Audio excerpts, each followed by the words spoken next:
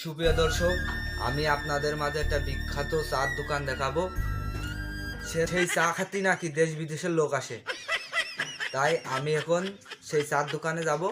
সেই চা খাওয়ানোটা আপনাদের দেখাবো, কিভাবে চা বানায় আর তার চা কেন বিখ্যাত, কি জন্যই দেশ বিদেশের লোক আসে, সেই চায়ের মধ্যে কি আছে রহস্যটা আমি আপনাদের জানাবো। চলে আসুন আমার পাশে। ভাই, আসসালামু আলাইকুম ভাই। ওয়ালাইকুম আসসালাম ভাই। ভাই, আপনার চা তো শুনলাম খুব বিখ্যাত নাকি, তাই আপনার এই চার রহস্যটা যদি আমাদের একটু বলতেন। ভাই কথা কর, বেশি টাইম নেই ভাই। দেখতেছেন কাপ প্রত্যেক চা সব লোকজন বসে আছে ভাই। আমি দেখেন ভাই, ফেলানো পাতি দিয়ে চা বানাই ভাই। ফেলানো পাতি ভাই, নষ্ট পাতি দিয়ে চা বানাই, চিনি দিয়ে। দেখেন ভাই 3 মাস যাই ভাই আমার।